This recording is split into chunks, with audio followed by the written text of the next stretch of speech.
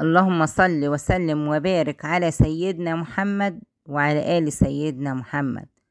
11 حقيقة لابد ان انت تعرفهم علشان هيغيروا حياتك. ولكن قبل ان نبدأ صل على الحبيب قلبك يطيب. الحقيقة الأولى: من أشد أنواع الظلم الاجتماعي هو بحث الأهل عن زوجة صالحة لابنهم السيء.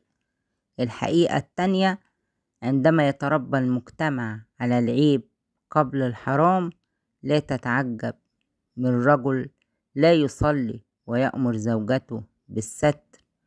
الحقيقة التالتة: الجاهل ليس من يجهل القراءة والكتابة، الجاهل من يعرف اتجاه القبلة ولا يصلي.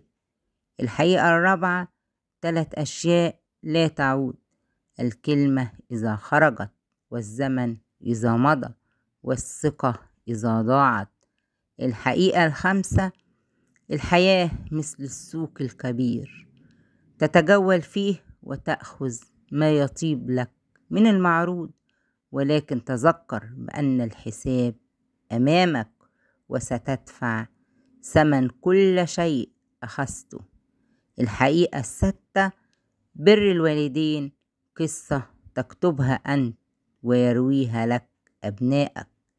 الحقيقة السبعة: من الأدب ألا تسأل أحد عن شيء يخفيه عنك، فإن لم يكن ظاهرا لك فهو غالبا لا يخصك.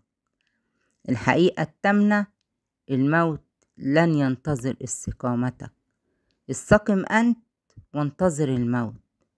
الحقيقة التاسعة: أتدري ما معنى قول المظلوم حسبي الله ونعم الوكيل؟ أي أنه نقل ملف القضية من الأرض إلى السماء.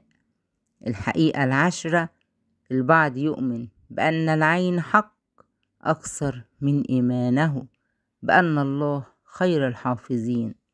الحقيقة ال11: الأبكم يتمنى أن يرتل كتاب الله، والأصم يتمنى أن يسمعه، والأعمى يتمنى أن يراه، ونحن أهلكتنا هواتفنا.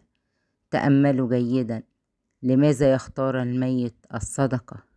لو رجع للدنيا كما قال الله تعالى: رب لو أخرتني إلى أجل قريب فأتصدق، ولم يكن لأعتمر أو لأصلي أو لأصوم.